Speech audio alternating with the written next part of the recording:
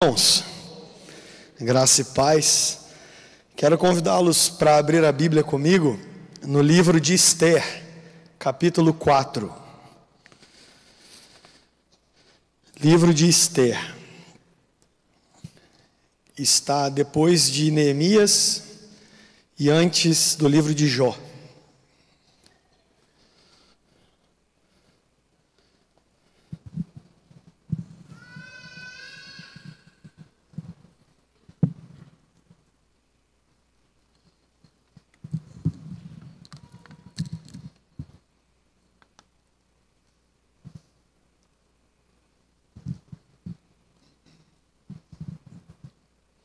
Esther capítulo 4, a partir do versículo 1, a palavra do Senhor nos diz assim: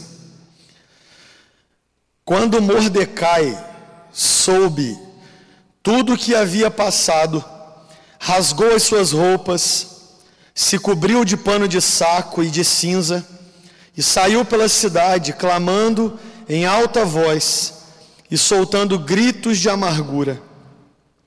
Chegou até a porta do rei, porque ninguém vestido de pano, de saco, podia entrar pela porta do rei. Em todas as províncias aonde chegava a palavra do rei e a sua lei, havia entre os judeus grande luto, com jejum, choro e lamentação. E muitos se deitavam em pano de saco e em cinza. Então as servas de Esther e os eunucos vieram e contaram a ela o que se passava. A rainha ficou muito aflita. Mandou roupas para que Mordecai pudesse tirar a vestimenta de pano de saco e se vestisse, mas ele não aceitou.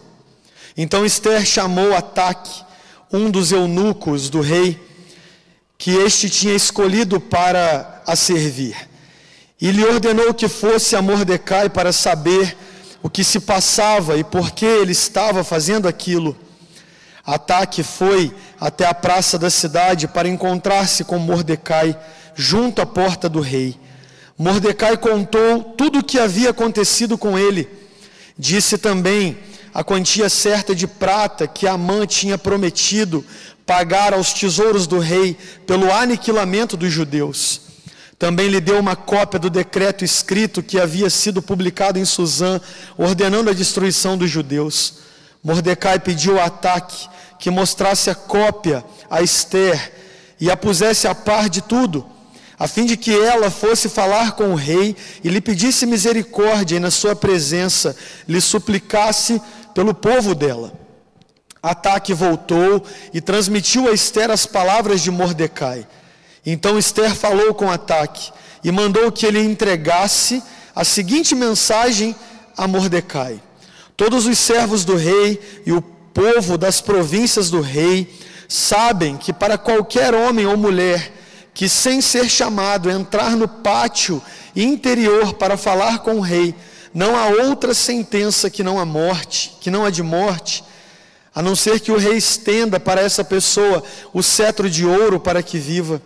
E eu, nestes 30 dias, não fui chamada para comparecer diante do rei. Essas palavras de Esther foram transmitidas a Mordecai. Então Mordecai pediu que respondessem a Esther: Não pense que, por estar no palácio real, você será a única entre todos os judeus que conseguirá escapar. Porque se você ficar calada agora, de outro lugar virá socorro e livramento para os judeus, mas você e a casa de seu pai perecerão. Mas quem sabe se não foi por uma conjuntura como esta que você foi elevada à condição de rainha? Então Esther pediu que levassem a Mordecai a seguinte resposta: Vá e reúna todos os judeus que estiverem em Suzã e jejuem por mim. Não comam nem bebam nada durante 3 dias, nem de noite nem de dia. Eu e as minhas servas também jejuaremos. Depois irei falar com o rei, ainda que seja contra a lei. Se eu tiver de morrer, morrerei. Então Mordecai foi e fez tudo o que Esther lhe havia ordenado. Vamos orar mais uma vez. Senhor, eu quero te agradecer por esse momento e pela leitura da tua palavra e pedir que o Senhor nos ajude a entender e aplicar esse texto bíblico para a nossa vida. Fala conosco, Senhor. É tudo que eu te peço para a honra e para a glória do teu nome. Amém, Senhor. Eu, particularmente, gosto muito de um personagem fictício chamado Sherlock Holmes. Quem aqui conhece? Ele é um detetive muito inteligente, criativo e conhecido por resolver casos aparentemente sem solução.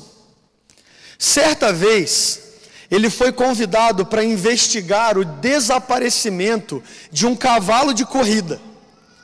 E durante a investigação, ele observou que no estábulo onde o cavalo ficava, havia um cão de guarda. E ele perguntou para os vizinhos se alguém, na noite do roubo, ouviu algum barulho. E ninguém ouviu nada. Então, Sherlock Holmes para e pensa: por que nem o cachorro latiu? Essa pergunta foi a chave para desvendar o caso. Por quê? Porque o cachorro em silêncio no estábulo indicava que o ladrão era alguém que ele conhecia, alguém que o cachorro não estranhou. E logo Sherlock Holmes descobriu que o ladrão do cavalo de corrida era o seu próprio treinador. Esse caso ficou conhecido como o curioso caso do cachorro que não latiu. Bom, eu acredito que você deve estar se perguntando agora: o que essa história tem a ver com o livro de Esther? Nada. Brincadeira. Tem sim. Uma coisa. Sabe o que é?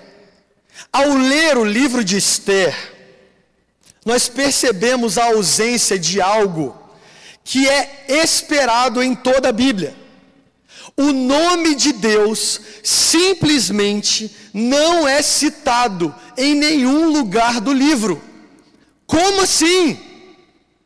A palavra de Deus conta uma história sem citar o nome de Deus. Isso é muito estranho. E isso é um detalhe que não pode passar despercebido, porque assim como a chave para compreender o caso do cavalo roubado foi perguntar por que o cachorro não latiu, a chave para compreender o livro de Esther é perguntar por que o nome de Deus não é mencionado. Eu não quero comparar Deus com um cachorro, misericórdia, não é isso. Mas eu quero que você entenda que existem detalhes na Bíblia que merecem perguntas. E a ausência do nome de Deus significa muita coisa nesse livro. Eu preciso colocar você dentro do contexto. E a história do livro de Esther acontece durante o domínio do Império Persa. Só para lembrar, antes da Pérsia, o Império Babilônico dominava o mundo. E foi esse império que invadiu Jerusalém, destruiu a cidade e levou de lá muitos jovens como escravos. Como, por exemplo, Daniel. 70 anos se passaram até que o Império Persa dominou a Babilônia. E muitos judeus receberam a autorização para voltar à sua terra natal. Um exemplo foi Neemias, que voltou para Jerusalém para reconstruir os muros da cidade. Só que, às vezes, a gente não percebe um detalhe na história. Muitos judeus voltaram para Jerusalém, mas muitos não voltaram. Muitos judeus permaneceram, mesmo sob o domínio da Pérsia, mesmo com a permissão de que eles poderiam voltar, eles preferiram ficar. E dentro desse povo que ficou, nós encontramos duas pessoas que estão morando em Suzã, capital da Pérsia. Eles são judeus, parte do povo de Deus, mas que estão nessa situação. Eles são dos que não voltaram. Eles são dos que preferiram ficar. Um deles é chamado Mordecai. E Mordecai, ou Mardoqueu, como aparece em diferentes traduções bíblicas, significa empregado. E esse nome é um nome persa. E diz a Bíblia que Mordecai adotou uma prima, uma menina que perdeu os pais na infância. Seu nome era Hadassa, mas alguém alterou o seu nome, provavelmente foi Mordecai, e ela passou a se chamar Esther, que significa deusa da Pérsia. Então olha só que estranho, eles pertencem ao povo de Deus, mas eles estão mais parecidos com os persas. Até nomes persas eles têm. Mas continuando, eu já volto aqui nesse ponto porque é importante. O rei do império naquele momento era um homem chamado Assuero, ou como alguns preferem, Xerxes I. Sob o seu governo, havia 127 províncias que se estendiam por 2 continentes. O seu reino era grandioso. Assuero era um rei ambicioso e por isso ergueu cidades, construiu fortalezas e monumentos para demonstrar sua força. Diz a Bíblia que um dia ele decidiu organizar uma grande festa com o objetivo de impressionar os seus convidados. Essa festa durou meses, 6 meses de festa, que se estendeu por mais 7 dias. 6 meses e 7 dias de banquete, de festa. E no último dia da comemoração, diz o texto bíblico, que Assuero já estava bêbado. E ele ordenou que chamassem a rainha Vasti, para que ela exibisse a sua beleza para os seus convidados. Assuero já tinha demonstrado toda a sua riqueza, já tinha elevado o seu nome naquele grandioso banquete, mas faltava ele mostrar uma coisa: a beleza da rainha Vasti. Só que interessante é que Vasti se recusou a ir. Provavelmente ela não queria expor a sua intimidade em um ambiente repleto de homens bêbados. Mas a recusa da rainha deixou o rei furioso.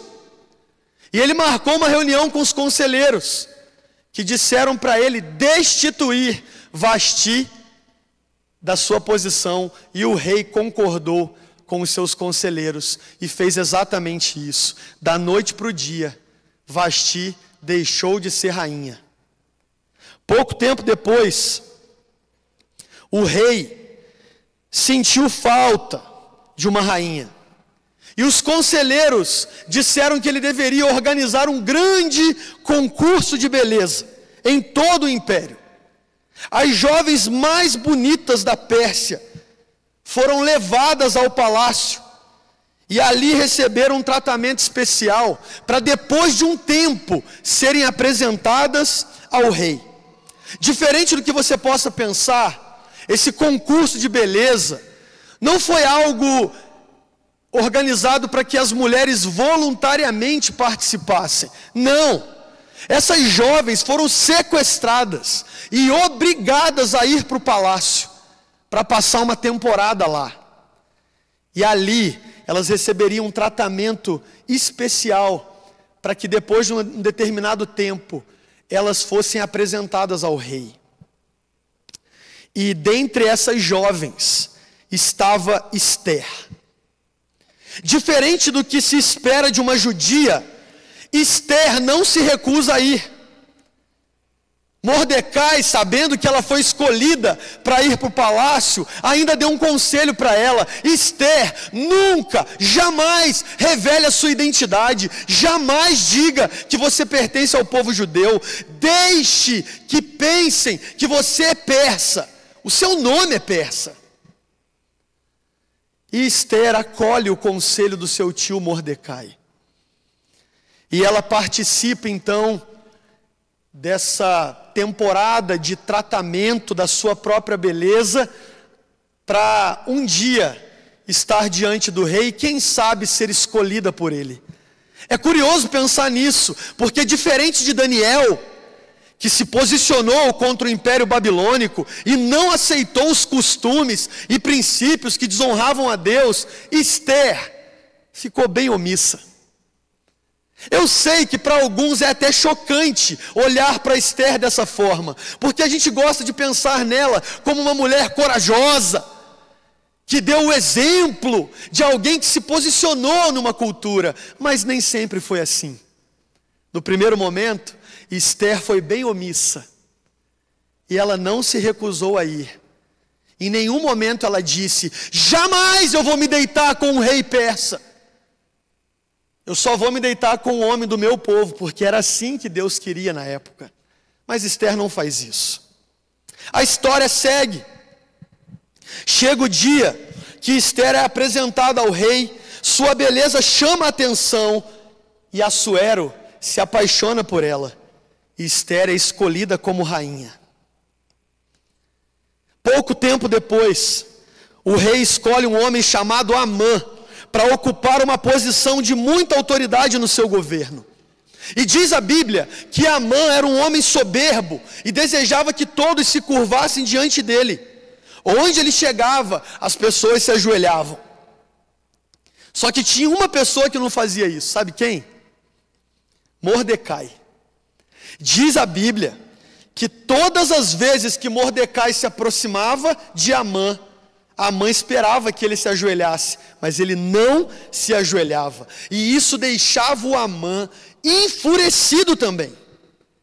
Um certo dia, Amã decidiu ir à presença do rei Assuero e o convenceu a emitir um decreto, ordenando a morte de todos os judeus que viviam sob o domínio da Pérsia. E o dia que isso aconteceria tinha a data marcada. Por exemplo, Amã chega diante do rei e fala: rei, eu preciso que o senhor me ouça. O povo judeu é um povo rebelde, é um povo que precisa ser eliminado do nosso meio. Por favor, emita um decreto, e dentro de alguns meses, permita que num dia determinado, todos os judeus sejam atacados e exterminados, onde quer que eles estejam. O que Amã está querendo é algo muito sério. Amã está sendo levantado pelo próprio diabo. Sabe para quê? Para eliminar da face da terra o povo de onde viria a semente de salvação do mundo. Porque Deus tinha escolhido o povo judeu para ser o povo que daria continuidade na história até a vinda de Cristo. Mas Amã quer exterminar esse povo. E o decreto é enviado para todas as províncias, e o povo judeu fica desesperado. Quando Mordecai soube disso, diz a Bíblia que ele rasga suas roupas, veste panos de saco, joga cinzas na cabeça e sai chorando pelas ruas. É uma cena um pouco estranha, mas era assim que as pessoas viviam o luto naquela época. Cinzas representam a morte. Vestir panos de saco é vestir a roupa mais simples possível da época. E sair chorando é natural de alguém que perdeu um ente querido. E agora Mordecai está se comportando como alguém que já vive o luto. Ele já prevê o que vai acontecer. Ele já imagina que todo o seu povo vai ser exterminado. Então ele fica desesperado, sai pela rua e sai andando até chegar à porta do palácio do rei, porque ali ele não podia entrar. Ninguém podia entrar no palácio do rei Assuero vestido daquela forma, e principalmente sem ser chamado. E aqui nós chegamos no texto que nós lemos nessa manhã. O versículo 1 do capítulo 4 diz assim: quando Mordecai soube de tudo isso, ou de tudo que havia passado, rasgou as suas roupas, se cobriu de pano de saco e de cinza, e saiu pelas ruas, clamando em alta voz e soltando gritos de amargura. Chegou até a porta do rei, porque ninguém vestido de pano de saco podia entrar pela porta do rei. Irmãos, Mordecai e Ester estavam muito confortáveis na Pérsia. Nada os ameaçava. Tudo ia muito bem, até o dia que Amã entrou na sala do rei, o decreto foi assinado e o povo judeu passou a ter os dias contados. Naquele momento, o aparente sossego do povo de Deus numa cultura pagã se transformou na expectativa de um terrível juízo. E a primeira lição que eu gostaria de destacar desse texto é que Deus frequentemente usa o sofrimento e os dilemas da vida para nos despertar espiritualmente. Até o capítulo 4, nós não vemos Mordecai chorando e jejuando pelo povo, nem Ester. Ninguém estava preocupado com o povo judeu, porque ninguém os perseguia também. Eles estavam vivendo tranquilamente na Pérsia, porque nada os ameaçava.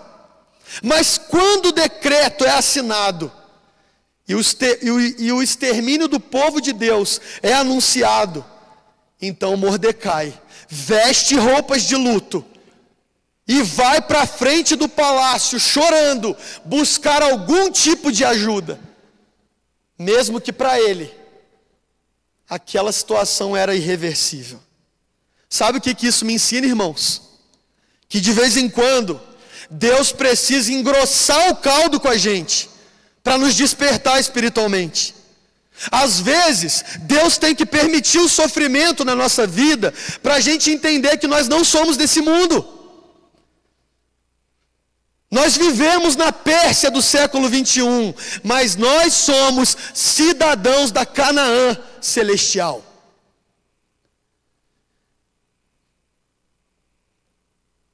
Se necessário for, Deus vai usar o sofrimento, a perseguição e os dilemas da vida para nos tirar da zona de conforto com o mundo.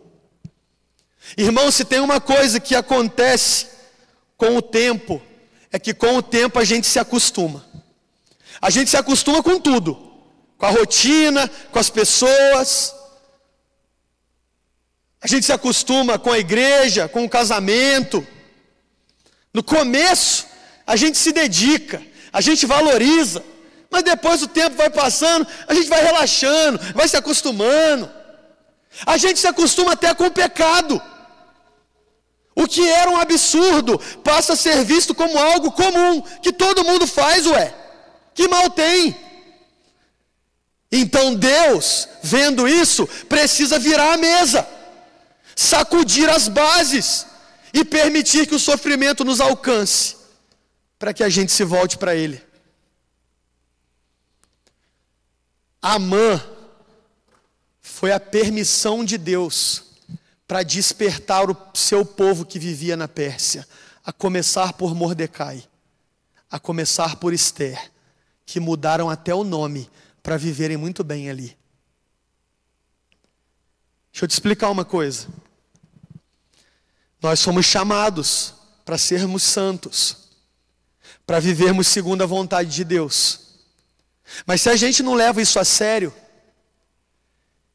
e só frequenta igreja, mas não muda de vida, eu não quero fazer nenhuma ameaça irresponsável aqui não. Mas eu quero te dizer isso. Se necessário for, Deus vai fazer você perder coisas e passar por sofrimento para você se despertar para Ele de novo e para você voltar para o seu lugar. Tem muito crente que está que nem aquele sapo na água morna. A água está esquentando, mas o sapo está confortável ali. Daqui a pouco vai começar a ferver. Ferver até que o sapo morre. Tem muito crente vivendo na água morna, flertando com o mundo. Sabe que não deve, mas faz. Sabe que não é um ambiente para frequentar, mas sempre está lá. Sabe que é pecado, mas nunca diz que é. Nunca se posiciona. Está confortável na Pérsia. Mas Deus ama tanto você e tanto a mim, que se necessário for, Ele vai levantar um Amã na nossa vida. Ele vai fazer a gente perder alguma coisa. Ele vai tirar o nosso sono, para que a gente entenda que Ele é o nosso Senhor. Mas a segunda coisa que eu quero destacar dessa história é que mesmo diante dos problemas, Deus nos chama para agir com coragem. Esther fica sabendo que Mordecai está lá no portão do palácio chorando, vestido de pano de saco, e sem saber ainda o que estava acontecendo. Diz o texto que Esther envia roupas novas para Mordecai. Mas Mordecai não aceita. Ele não quer roupas novas, ele quer continuar daquele jeito. Esther não entende o comportamento de Mordecai, até que ela envia um mensageiro, e o mensageiro descobre que Mordecai está daquela forma por causa de Amã, por causa do decreto, por causa do extermínio do povo de Deus que foi anunciado. E então nesse momento Esther fica sabendo. Só que é muito interessante, porque Mordecai diz a ela: por favor, faça algo para nos ajudar, para ajudar o teu povo, Esther. E ela diz: olha, agora eu não posso fazer nada para ajudar, tá? Eu não posso, porque já faz 30 dias que eu não vejo o rei. E a gente só pode entrar na sala do rei se for chamada. Do contrário, se eu entrar na sua sala sem ser chamada, eu posso ser morta. Então, Mordecai, agora eu não posso fazer nada para ajudar. Nesse primeiro momento, Esther se omite. Mas Mordecai, agora consciente da situação do seu povo, diz algo muito duro para ela. Ele diz assim, você pode acompanhar comigo se quiser. Versículo 13, ele diz: então Mordecai pediu que respondessem a Esther: não pense que por estar no palácio real, você será a única entre todos os judeus que conseguirá escapar. Porque se você ficar calada agora, de outro lugar virá socorro e livramento para os judeus, mas você e a casa de seu pai perecerão. Mas quem sabe se não foi por uma conjuntura como esta, que você foi elevada à condição de rainha? Nem parece mais o mesmo Mordecai, que um dia pediu para que Esther escondesse a sua identidade. E o que chama a atenção aqui, é que Mordecai demonstra esperança para o seu povo quando ele diz para Esther: se você ficar calada, de outro lugar virá socorro e livramento para os judeus. Mordecai não cita o nome de Deus, mas fica evidente que ele tem expectativas na intervenção do Senhor. Ele vai para o palácio buscar a ajuda da rainha, mas ele acredita que se a rainha não ajudar, Deus levantará outra pessoa para prover livramento. E as suas palavras fazem a rainha Esther refletir. E o capítulo 4 termina com ela dizendo: vá e reúna todos os judeus que estiverem em Suzã e jejuem por mim. Não comam nem bebam nada durante 3 dias, nem de noite, nem de dia. Eu e as minhas servas também jejuaremos. Depois irei falar com o rei, ainda que seja contra a lei. Se eu tiver de morrer, morrerei. O que acontece aqui, irmãos, é o ponto de virada no livro. E marca o posicionamento de Esther perante um sistema que deseja eliminar o povo de Deus. E a partir desse momento, vemos que ela assume o seu papel corajosamente na história. Esther nos ensina que a coragem não é a ausência de medo, mas a disposição de agir apesar dele. Mas detalhe, quando ela convoca o povo para jejuar, e também faz o mesmo, ela demonstra que não confiava em sua própria força, mas em Deus. Da mesma forma, irmãos, muitas vezes somos chamados a agir quando a tarefa parece impossível ou perigosa. Só que somos chamados a agir na dependência de Deus. Todas as vezes que surgir uma causa impossível, Deus vai nos colocar de joelhos. Todas as vezes que nos depararmos com coisas das quais não conseguimos resolver com os nossos recursos, Deus vai nos fazer entender que Ele é o único recurso que nós temos. E quando nós entendermos isso, teremos coragem para enfrentar o mal. Esther se comprometeu a jejuar e convocou o povo para fazer o mesmo. O ato de jejum no Antigo Testamento está intimamente ligado com a oração. Todas as vezes que o povo de Deus jejuou, também orou. E todas as vezes que o povo de Deus orou, demonstrou dependência do Senhor para fazer qualquer coisa, para sair de qualquer lugar. Irmãos, eu creio que Deus está nos chamando para agir com coragem, mas entendendo que dependemos dEle, diante dos problemas que não parecem ter solução. Não tenha medo, se Deus está do nosso lado, é possível.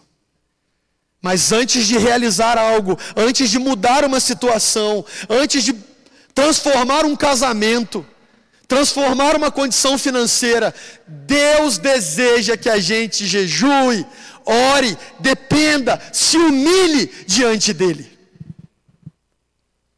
O processo é bem simples. Primeiro a gente se dobra, depois Deus se levanta. E para a gente encerrar, eu quero destacar uma terceira lição do texto, mas que abrange todo o livro de Esther. E é a seguinte: Deus continua agindo em favor do seu povo, mesmo quando este povo, ou melhor, mesmo quando Deus não é citado ou percebido. Deus continua agindo em favor do seu povo, mesmo quando ele não é citado ou percebido. O capítulo 4 termina com a promessa de Esther, de que ela falará com o rei, e estava disposta a morrer por isso. Após 3 dias de jejum, Esther entra na sala do rei Assuero. E para sua surpresa, o rei, estende o cetro de ouro em direção a ela. Isso significava que o rei estava permitindo a sua presença. E então Esther se aproxima do rei. E sabiamente, ela não pede logo o que ela queria. Ela diz para o rei: rei, eu quero que o Senhor permita que tenhamos um jantar. Eu, você e Amã. Convide Amã para o jantar. E o rei aceita. E então aquele jantar acontece. Durante o jantar, o rei pergunta para Esther: o que é que você queria me pedir? Você tinha algum pedido, mas não disse o que era. E ela diz: rei, vamos marcar um próximo jantar? Um segundo jantar, e nesse segundo jantar a gente conversa, pode ser? E o rei aceita, tudo bem. O primeiro jantar termina, Esther volta para casa, Amã sai, e diz a Bíblia que ele sai animado e alegre. Mas a tradução original, na verdade, diz outra coisa. Amã sai do palácio animado e soberbo, porque ele pensava: olha quem eu sou, fui convidado para jantar com o rei e com a rainha, apenas eu sou o cara. Ele sai que nem um pavão do palácio, mas quando ele sai pelas portas do palácio, ele encontra Mordecai, vestido de pano de saco, e ele imagina que naquela condição Mordecai ia se ajoelhar. Ele parecia um mendigo. Mas quando Amã se aproxima, Mordecai se levanta e não se ajoelha. Então Amã fica possesso com isso, e ele vai para casa e fala para a esposa e fala para os amigos, que dão um conselho para ele. Quer saber, Amã? Construa uma forca para matar esse Mordecai, é o único que não se dobra diante de você. E o Amã gostou da ideia, e naquela mesma noite, diz a Bíblia, que ele construiu uma forca gigantesca, para no outro dia pedir o enforcamento de Mordecai. Só que olha só como as coisas são. Naquela mesma noite, após o primeiro jantar que tiveram, quando Esther vai para casa, a mãe encontra Mordecai, fica possessa e vai lá construir a forca. Naquela mesma noite, diz o texto bíblico, que o rei não consegue dormir.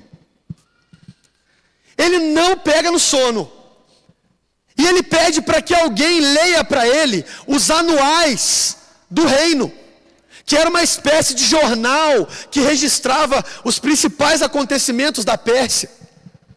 Até que, durante a leitura, chega na parte em que está escrito que houve um dia que o rei foi poupado da morte, porque alguém denunciou 2 guardas que estavam conspirando contra ele.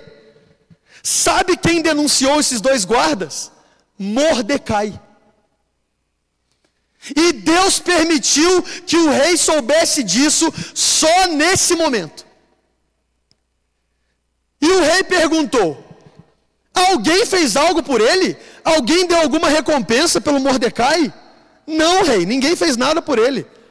Ele te ajudou, poupou o senhor, e ninguém fez nada por ele. E o rei então decide: eu vou recompensá-lo. No dia seguinte eu vou recompensá-lo. E então amanhece. Amã vem no palácio, e ele vem furioso, com aquela brilhante ideia de enforcar Mordecai. Só que ele precisa pedir autorização ao rei. E ele entra na sala do rei, e antes que ele falasse alguma coisa, diz a Bíblia que o rei Assuero pergunta para ele: Amã, o que eu devo fazer por alguém que eu desejo homenagear? O Amã pensou que o rei estava falando sobre ele. Aí ele disse assim: ô rei, faz o seguinte, coloca essa pessoa em um dos seus carros reais, viste essa pessoa com roupas oficiais, e coloque uma autoridade do seu reino para acompanhá-lo pelas ruas, para que as pessoas vejam o quanto essa pessoa é importante. E para sua surpresa e também humilhação, Assuero diz assim: então, Amã, faça exatamente isso que você sugeriu por Mordecai.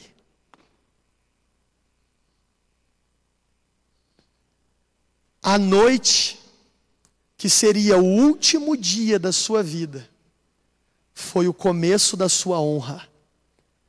Mordecai nem imaginava o que Deus estava fazendo por ele.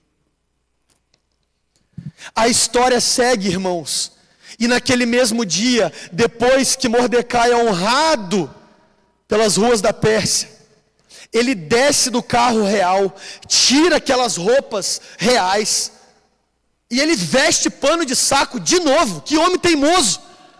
E ele vai lá para a porta do palácio, porque ele quer uma resposta. Ele ainda está pensando no seu povo, ele não está nem aí para essa honra pública, ele quer o livramento do seu povo. E diz a Bíblia que naquele mesmo dia, durante a noite, aconteceu o segundo jantar. E está lá jantando com o rei, Esther, Amã, jantando com o rei, né? Esther e Amã. E num determinado momento o rei pergunta para ela: Esther, faça o seu pedido. Faça logo o seu pedido.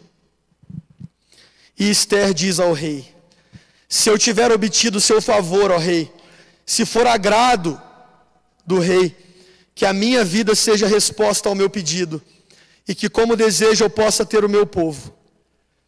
Porque fomos vendidos, eu e o meu povo, para sermos destruídos, mortos e aniquilados de vez. Se ainda nos tivessem vendido como escravos e escravas, eu me calaria, pois não valeria a pena incomodar o rei por uma coisa dessas.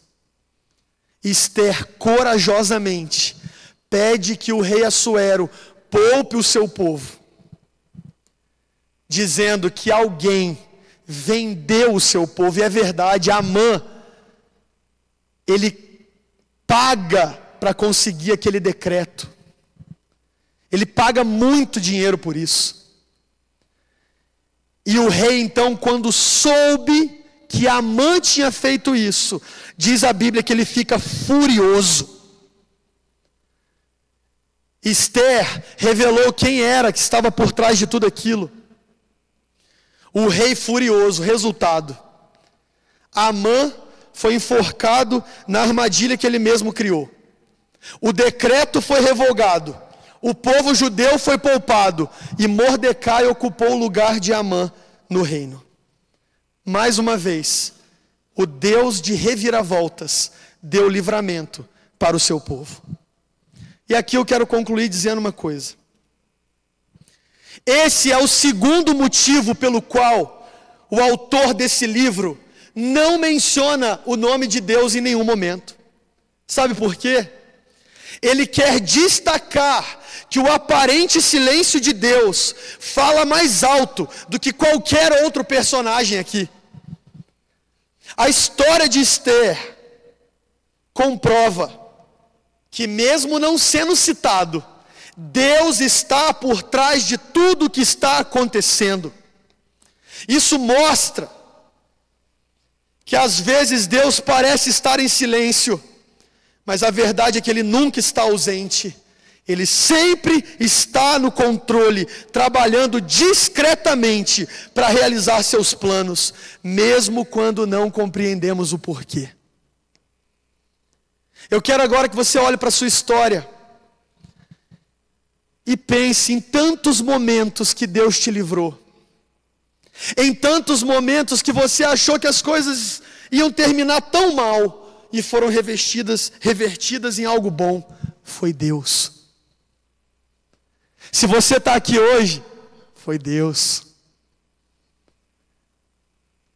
Sabe aquele livramento? Sabe aquela cura? Sabe aquela porta aberta? Sabe aquela situação que poderia ser tão pior? Era Deus agindo o tempo todo. Irmãos, às vezes nós não percebemos Deus na nossa vida. Às vezes os problemas nos sufocam. Mas a gente não pode perder de vista que o Senhor sempre está no controle e sempre se faz presente. E Deus está usando todas as circunstâncias para cooperar para o nosso bem. Todas elas.